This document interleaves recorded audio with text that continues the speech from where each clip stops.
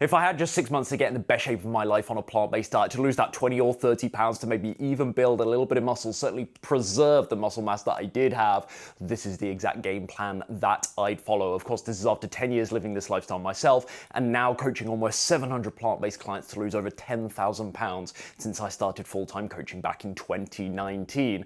Step number one is I'm going to eat around a 10 to 12% calorie deficit. That's it, which is much smaller than some conventional weight loss advice that you'll hear on the internet. This works out much smaller than the standard 500, the conventional 500 calorie deficit here.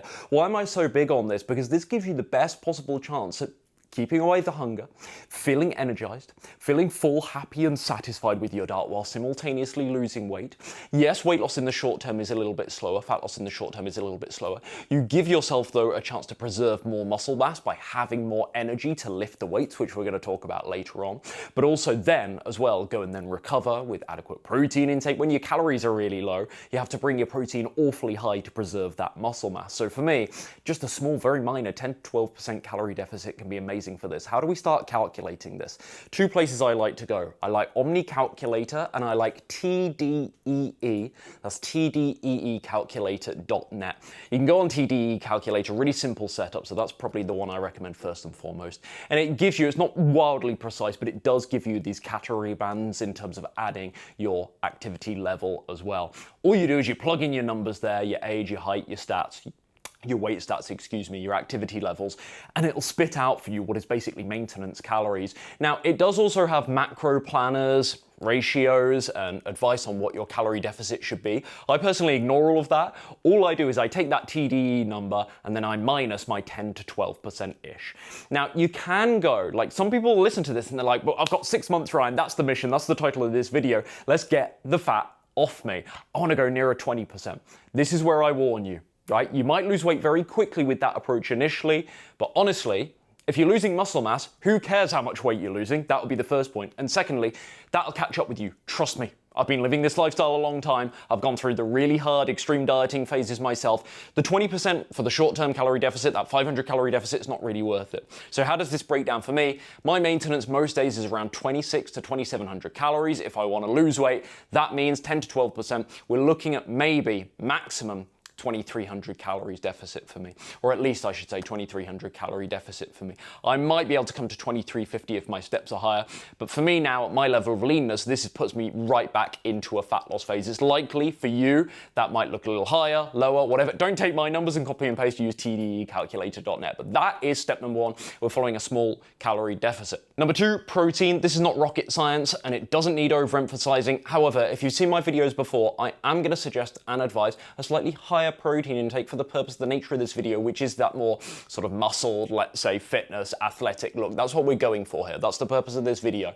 So with that in mind, we're looking at more like 1.2 to 1.6 grams of protein per kilo of body weight per day. So me sitting at 68 kilos, I'm multiplying 68 by 1.2 and 1.6. That's going to give me my protein band. The higher you go, the more likely you are anyway to build and preserve muscle mass, we could say this. Now, of course, there are other variables and inputs here, like your training stimulus. You could have a high protein diet, but awful training. Again, we're going to talk about weightlifting in a second.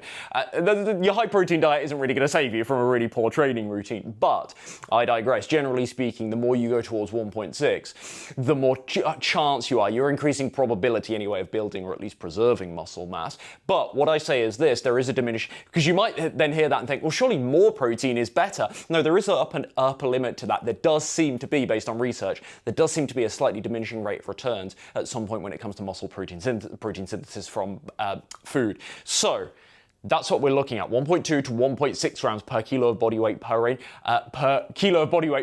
day, So again, calculate all this stuff for you, for your body weight, but don't just take my numbers and plug and play. But at the same time, again, it's worth saying, like, for people that aren't that bothered about muscle building, they aren't going to be particularly active with this. Again, my general sort of slim and sustain advice is most people don't need anywhere near this much, but again, this is the muscle building focus. So in order to achieve that range, my favorite protein sources, seitan, tofu, lentils, and beans, even though we can argue more supplementary because the calorie to protein ratio isn't quite as advantageous as the aforementioned, especially when you're trying to be in that calorie deficit. I also actually am a big fan, and this is something I've slightly changed my mind on, I would say, in the last not the last year, but maybe the last 5 years, is I am more open now, even though I don't use them often myself, but open to using, let's say, a relatively clean, whatever that means, plant protein powder. When I say clean, I mean not so many artificial gums, thickeners, sweeteners. I'm okay with stevia. That's why I like the Sun Warrior range, actually. Shout out, that's my favorite range, even though I don't use it myself so often, being where I lived in Europe for the last couple of years. I haven't been able to access Sun Warrior, but now I can actually get it again, so that's pretty cool. But anyway, this is where I actually steer away from so many mock meats. I mean, some of these are really, really processed anyway. But certainly tempeh as well. Tempeh, I don't actually mind taste-wise. I know a lot of people are like, oh, I don't really like tempeh.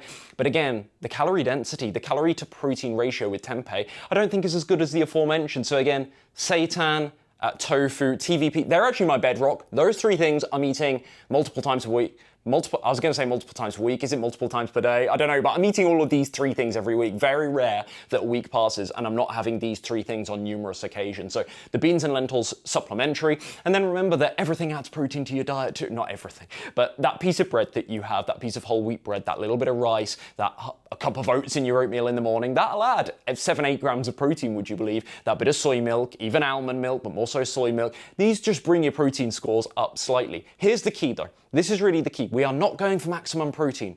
We're going for protein calorie efficiency because we want to lose body fat. If we didn't want to lose body fat, if we were doing the bulking thing, it wouldn't really matter that much. And I would say have at it with the tempeh, have at it with the mock meats if you're fine with the additives and oils and such.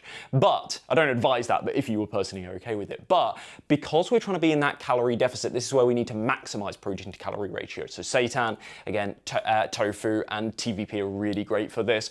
Seitan is just the lysine. So with this amino acid discussion, don't put too much emphasis on it. If you're eating from balanced plant protein sources, this is not something in my experience you need to worry. I certainly don't worry about it an awful lot. But if you wanted to cover yourself, you'd be eating seitan and lentils or seitan and tofu on the same day. Not in the same meal, but on the same day. Or what did I do a lot recently? Seitan and my lentil crackers. I made sure I was having those things on the same day to take care of the lysine. Step 3, what would I do with my carbohydrates and my fat on this plan? Because of course protein isn't the only macronutrient that matters, though it is of course the one that gets pedestalized the most when it comes to building a great fit body, or talking about building a great fit body on the internet. You would think protein is the holy grail. The carbs are wonderful for the training performance. So if you want to get in the gym, lift those heavy weights, make PRs, engage in progressive overload, and subsequently give yourself the best possible chance of building muscle, then this is where the carbohydrates are going to be fantastic for the performance. And again, it's not just exercise, it's everything. It's fueling your life, the body's most ready source,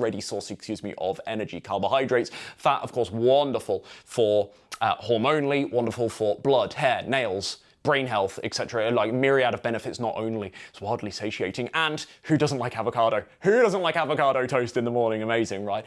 So what am I doing with my carbohydrates? Again, here's the key. We're trying to be in a calorie deficit. So like I said on the protein point, we don't want carb sources that are really high in calories. So we are focused mostly on the carb sources that fill us up, give us the fuel we need for the fewest calories. If you start eating donuts, I don't really call donuts a carb source. They contain carbohydrates, they contain a bunch of fat as well.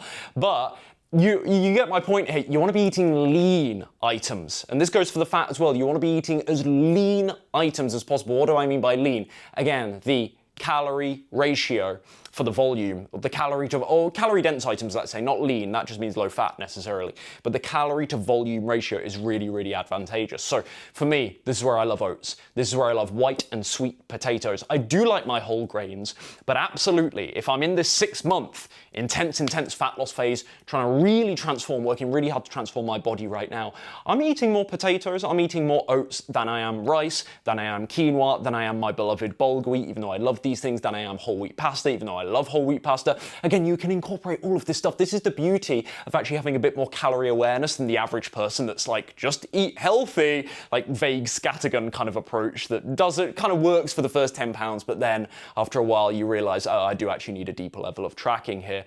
So you can build all these things in when you know what your calories are. Yes, absolutely. So this is not me saying I don't eat pasta if I'm in this intentional 6-month fat loss phase, but rather I'm prioritizing the stuff that gives me the most bang for buck in terms of volume, and subsequently, it's not that volume is the only precursor to this, but subsequently the most satisfaction, the most fullness as well. This is so important for feeling happy in the calorie deficit, which is hard anyway. It's hard eating less food than your body wants you to eat. It's going to send you all of these psychological and physiological roadblocks to try and convince you. It'll do anything to persuade you to just eat a little bit more, because it doesn't know that you're just doing this temporarily. It's like, oh, what are we doing here? This is a very layperson's way of putting it, I admit. Perhaps not such a medical description of the process that's happening there, but it is sending you all of this pushback. And so very tactically giving yourself the most volume, the most fiber to make that calorie deficit tolerable day to day. This is really important. So that's what we do with the carbohydrates. That's what I'm mostly focused on. Fruit as well. How could I forget? Amazing. So especially before my workouts, I'm having that fast digesting glucose source. I'm having the fruit. Amazing pre-workout. Whether it's a couple of medjool dates, again, calorie density is not great with medjool dates, so I just have a few of them, or just any fruit, frankly, but the more water-rich fruit, of course, the less energy that it actually provides. So as a pre-workout snack, of course, we like mangoes, we like bananas, we like dates. We like that more starchy, sugary component fruit.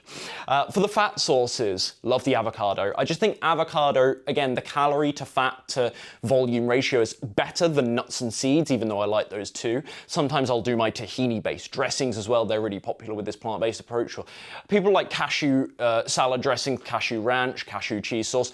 Not really my bag. And again, the calorie density is really not that good, actually, surprisingly, if you're in a fat loss phase. So for me, I'm a big volume eater person. Not everyone is like this, but I am a big volume eater person. To me, that really does signal, yes, okay, I can still have some level of abundance. I don't need to be food scarce when I'm in this really intentional fat loss phase. So for me, I'm actually not using the tahinis and the cashew butters and nut butters or anything like that, or salad dressings all that much. I'll do a basic vinaigrette on my salads to keep the calories down and add more volume elsewhere for those same calories. Does that make sense? So yes, I'm still having nuts and seeds every day. I want to be clear in this weight loss phase, this fat loss phase, but I'm looking at avocado, I'm looking at tofu, I'm looking at olives as just giving me a little bit more volume, subsequently a little bit more fullness, satisfaction, and enjoyment, for my healthy fat sources. Step 4, I feel obligated to talk about lifting weights in just a second, so I promise I keep hinting at it, but that is coming. But actually first, it's the walking, it's the fitness foundation, it's the daily steps. This is so important for getting lean. It's that constant, frequent, throughout the day calorie burn, that subtle calorie burn that doesn't spike your appetite.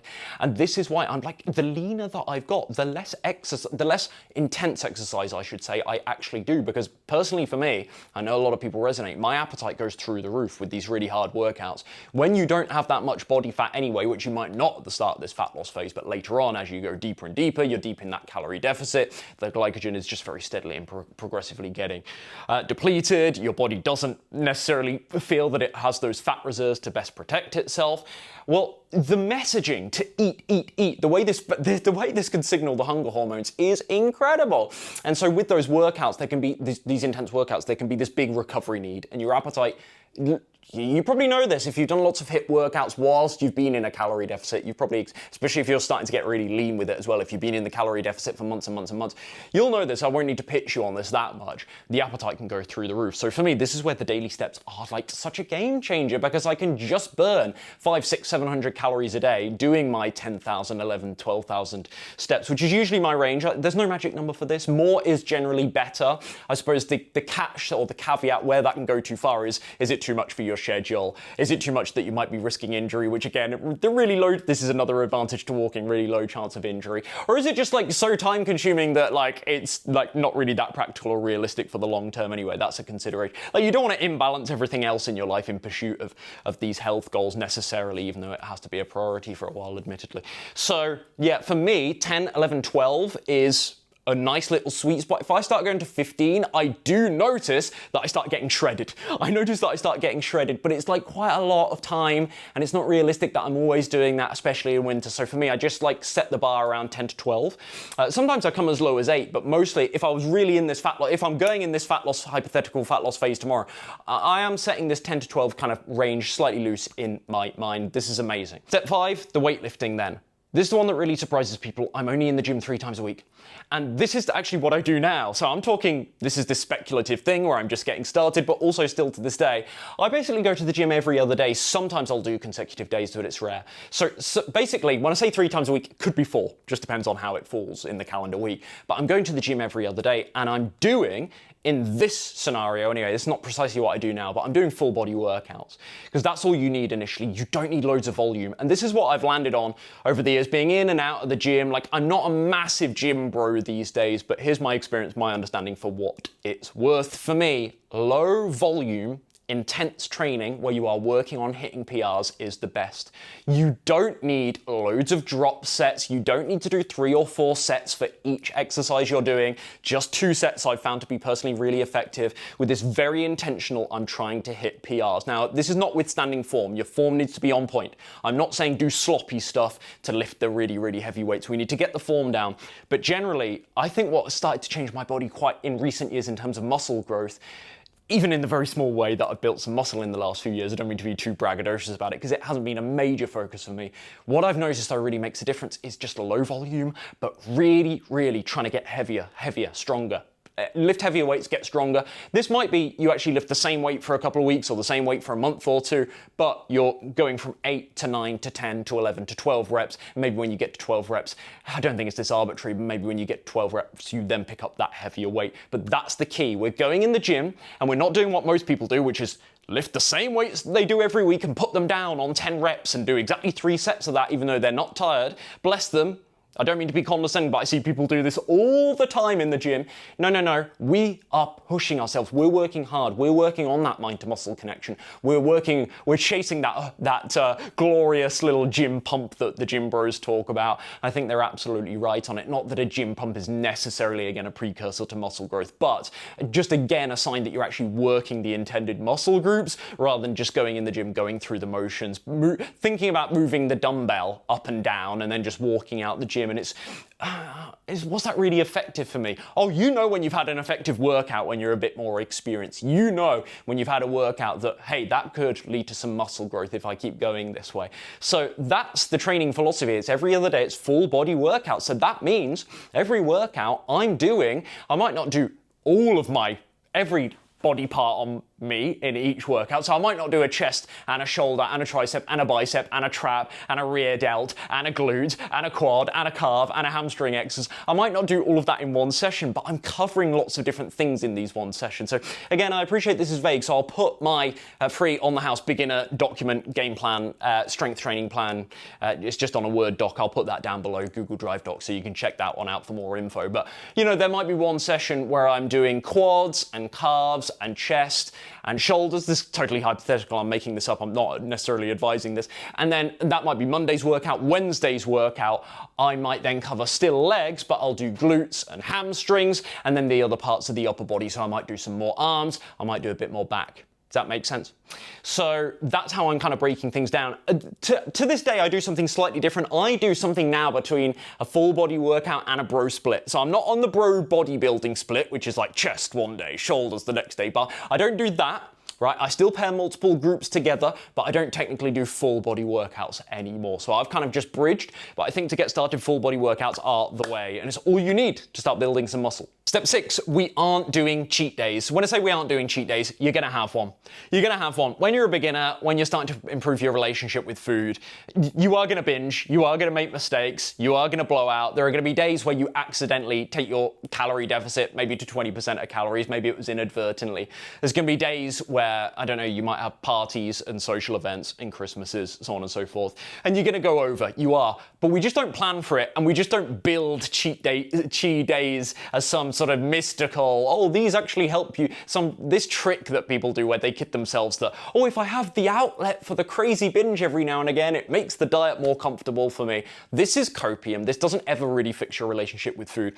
Instead, I used to love my cheat days back in the day, so I don't want to be on any moral high ground with this. Like, this is through lived experience myself, and again now coaching almost 700 clients. Like, I'm so big. What I've really realized is you just can't mess with this cheat day stuff.